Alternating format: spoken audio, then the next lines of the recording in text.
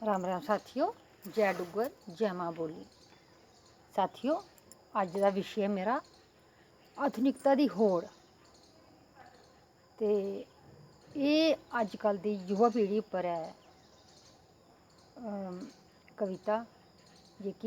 अजकल की युवा पीढ़ी है अपने निक्के निक्के दुद्ध मुँहे बच्चें थमां दूर होआ दी है।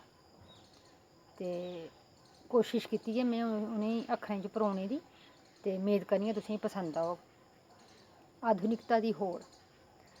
आधुनिकता की होड़ च साड़ी युवा पीढ़ी की अग्गें अग्गें बधी जा करदी है। आधुनिकता की होड़ च साड़ी युवा पीढ़ी की अग्गें अग्गें बधी जा करदी है। बेढंगे लिबास लाइयै अपनी जिंदू गी की नुमाइश लाई जा करदी है। बेढंगे लिबास लाइयै अपनी जिंदू दी की नुमाइश लाई जा करदी है।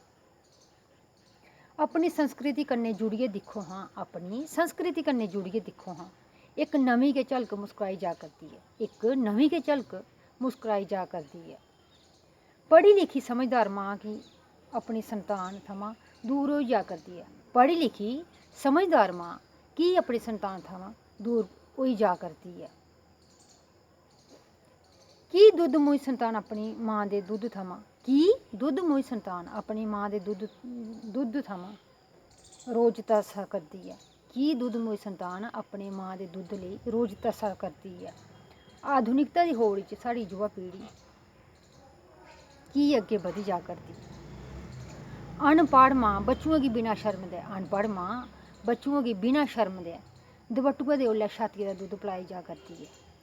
दबट्टुए दे ओल्लै छातियै दा दुद्ध पलाई जा करदी है।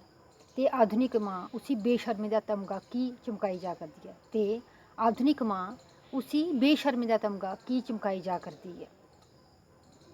युवा पीढ़ी दी सोच की आधुनिकता दी अर्धनगरता दे हाड़ च रुढ़ी जा करदी है। युवा पीढ़ी दी सोच आधुनिकता दे अर्धनगरता दी हाड़ च की बगदी जा करदी है।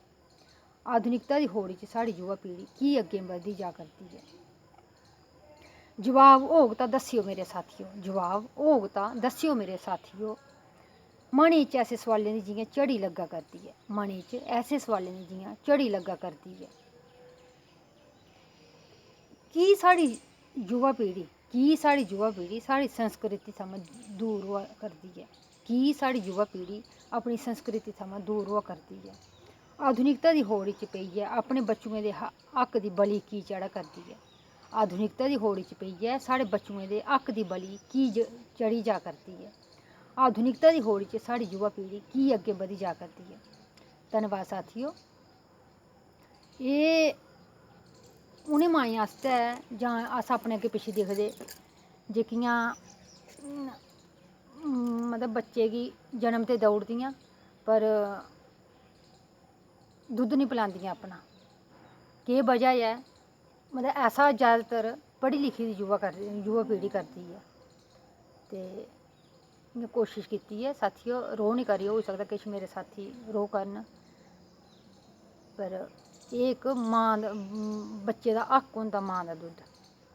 ते उ'ऐ में थोह्ड़ा अक्खरें च परोने दी कोशिश कीती ही। धन्नवाद साथियों। जय डुग्गर जय मां बोली।